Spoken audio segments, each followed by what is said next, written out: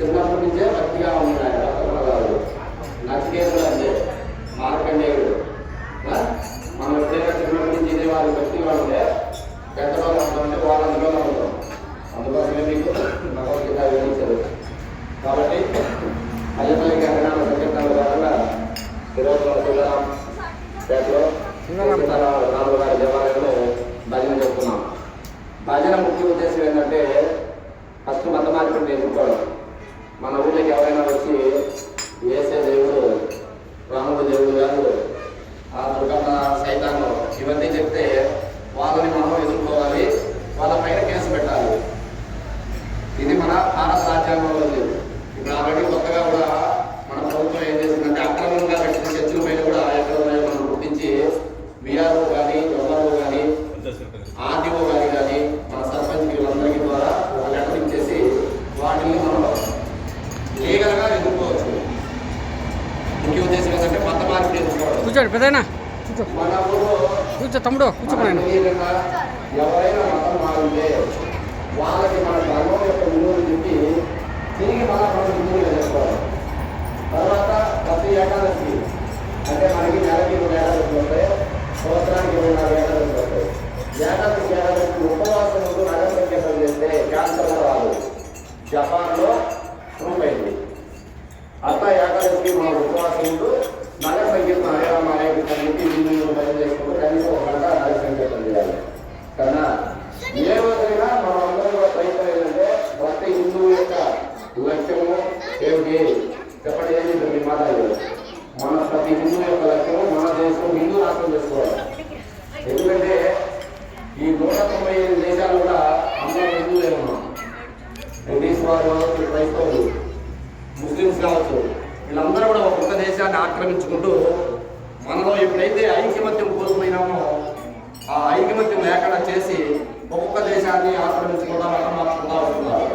ఈరోజు మనం హిందూ రాష్ట్రం చేసుకోలేకపోతే రాబోయే రోజుల్లో మీరందరూ కూడా మాలాగా ఇంత స్వేచ్ఛగా జీవించలేదు. మీకు తెలుసు పాకిస్తాన్, బంగ్లాదేశ్, కాశ్మీర్, ఆఫ్ఘనిస్తాన్ ఏం జరుగుతుందో మీకు అందరికీ చదివితే ఖచ్చితంగా తెలుస్తుంది. అందుకోసం ముఖ్యంగా ఏంటంటే మనం అందరూ కూడా హిందువులము. గడపలోనే కులం, గడప దాటితే మనమందరం కూడా హిందువులము. తోటి హిందువుకి ఎవరికైనా కూడా హాని జరిగితే మనమందరం కూడా సంఘటితంగా ఒక శక్తిగా ఏర్పడాలి.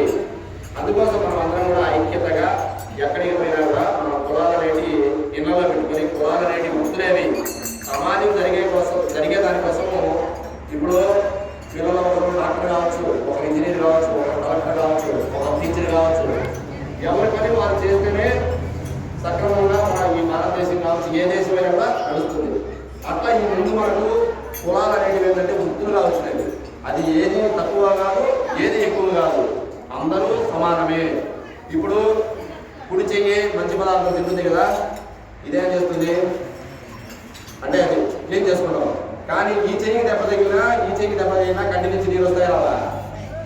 అట్లా సమాజంలో మనం అందరం కూడా ఎవరి పని వాళ్ళు చేసుకుంటూ అందరం కూడా సమానత్వంగా ఉండాలని శాస్త్రాల్లో ఎక్కడ కూడా మీరు ఎక్కువ తక్కువ ఎక్కడ చెప్తారు.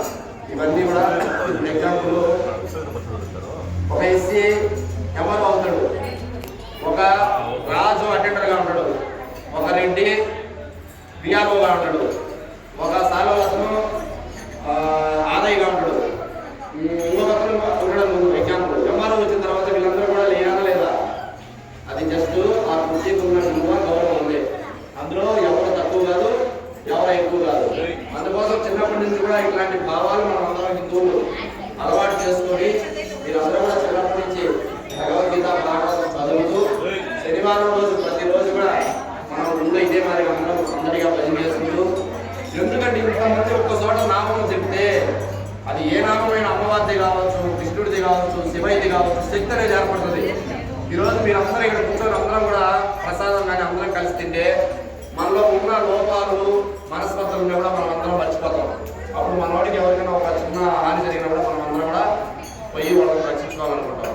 అందుకోసం ఏంటంటే మన ఊళ్ళో కుటుంబంతో సహా ప్రతిరోజు శనివారం ఖచ్చితంగా కుటుంబంతో సహా గుడికి రావాలి, సరేనా?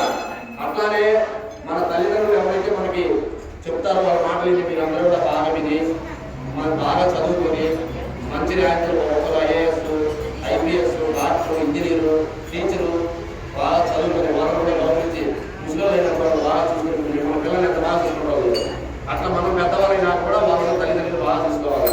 ఇది మన ఎందుకు బయట దేశాలలో ఈరోజు హరే రామ హరే కృష్ణ అని హిందువులుగా మారుతున్నారంటే మన దేశంలో ఉన్న కుటుంబ వ్యవస్థే, మన దేశంలో ఉన్న భార్యాభర్తల వ్యవస్థే. మన భార్య ఒక్కసారి మనం పెళ్ళైతే జీవితాంతం చనిపోయేంత వరకు మన విడాకులు కోరుకున్నాము. ఇప్పుడు పాశ్చాత్య సంస్కృతి మనం దిగుమతి చేసుకుని ఈరోజు విడాకులని కొట్లాడుకుంటున్నాం, చిన్న చిన్న గొడవ కూడా వెళ్ళిపోతున్నాం. అవన్నీ జరగకూడదంటే రామాయణం చదవాలి, భాగవతం చదవాలి, భగవద్గీత చదవాలి, ఉపనిషత్తులు చదవాలి. చదివితే ఎప్పుడు విడిపోవాలనే ఆలోచనే రాదు. కానీ అందుకోసం బయట వచ్చి 2 ఏళ్లకు 3 ఏళ్లకు 6 నెలలకు విడిపోయి ఇంకొక పెళ్లి చేసుకొని పిల్లల్ని అనాథాశ్రమం వేసి ఆ సంస్కృతి నుంచి వాళ్ళు దూరంగా వచ్చి మన భారతదేశ సంస్కృతి కావాలని వాళ్ళు అనుకుంటే మన వాళ్ళు మతం మారుతున్నారు. అబద్ధాలు చెప్తే మనకి ఆరోగ్యం కోసం ధన్వంతరి మంత్రం ఉంది, డబ్బుల కోసం శ్రీ సూక్తం ఉన్నది. సరేనా? పిల్లలు పుట్టేదాని కోసం రామాయణంలో బాలకాండ 15-16 సరిగ్గా చదివితే 21 రోజులు. కొడుకు కావాలంటే కొడుకు పుడతాడు, పిల్లలు కావాలంటే పిల్లలు పుడతారు. 21 రోజులు నిష్ఠగా చేసి 21 రోజులో పిల్లలకి పాయసం పెట్టే. ఇవన్నీ మనం చెప్పడమే, ఇవన్నీ మనం చెప్పడం లేదు కాబట్టి ప్రతి గ్రామంలో ప్రతి ఊరికి ఒక చర్చి వస్తుంది. వాళ్ళు చర్చిలో వాళ్ళు చేసుకుని ప్రార్థన చేస్తే మాకేం ఇబ్బంది లేదు. ఆడ చెప్పేది ఏం చెప్తున్నారు, రామస్వామి ఏమీ కాదు, అసలు మీ పుట్టికే నిజం కాదు, మీరు కాపీలు అంటారు. వాళ్ళు వచ్చి మనం సంపాలంటారు, ఒకళ్ళు వచ్చి నాలుగు సంపాలంటాడు. మరి ఏమని ఎలా తెలుసుకోవాలి మనం? అందుకోసం ఏంటంటే మన పెద్దల ద్వారా మన ధర్మాన్ని, మన గ్రంథాలను, విలువైన ధర్మాన్ని మనం తెలుసుకోవాలి. మనం అందరం కూడా ఐకమత్యంగా ప్రతి వస్తువు వీలైతే హిందువుల దగ్గరే కొనండి. పూలు కానీ, టెంకాయలు కానీ, కిరాణా సామాన్ కానీ, మాంసం కానీ ప్రతి ఒక్కటి మన వాళ్ళ దగ్గరే కొనాలి. మన వాళ్ళ దగ్గర కొంత ఏమవుతుంది, మన వాళ్ళు ఆర్థికంగా బలపడతారు. ఇంకా గుడి కట్టాలంటే చందా ఇస్తారు. లేదు రేపు మనకి చిన్న చిన్న భగవద్గీతలు కావాలంటే వాళ్ళు చందా ఇచ్చి మనకు అందరికి భగవద్గీత ఏమన్నా లేని వాళ్ళకి భగవద్గీతలు ఇస్తారు. అట్లా మనం ఏంటంటే మన దేశం హిందూ రాష్ట్రంగా అయినంత దూరం కూడా మనం అందరం ప్రతి ఒక్కరు ఒక్క జిజియాబాయి అనుకునేది మన దేశాన్ని హిందూ రాజ్యంగా చేయాలని. మిగతా అందరూ మహాతరులు అనుకుంటే ఈరోజు ప్రపంచమే హిందూ ప్రపంచమే అయిపోయినాడు. జిజియాబాయి చిన్నప్పుడు వాళ్ళ నాన్న అడుగుతుంది, నానా వీళ్ళు శివలింగాన్ని ఏదంటే అది చేస్తున్నారు, మన స్త్రీలను మానవంగా చేస్తున్నారు, మీరేం చేయలేదంటే వాళ్ళ నాన్న నేను వాళ్ళ దగ్గర పనిచేస్తున్నామా, నేనేం చేయలేను అన్నాడు. అలానే పెళ్లి చేసినాక భర్తను అడుగుతుంది, భర్తను అడిగితే భర్త కూడా అదే మాట చెప్తాడు, నేను వాళ్ళ దగ్గర బానిసగా ఉన్నానని చెప్పి. అప్పుడు గర్భవతి అయినాక అమ్మవారి దగ్గర కూర్చుంటుంది, నాకు పుట్టే పేరు పుట్టాలి, ఈ తురకరాజును తరిమి మన భారతదేశానికి వెళ్ళగొట్టాలి అని చెప్పి కనీసం 9 నెలలు తదేకమైన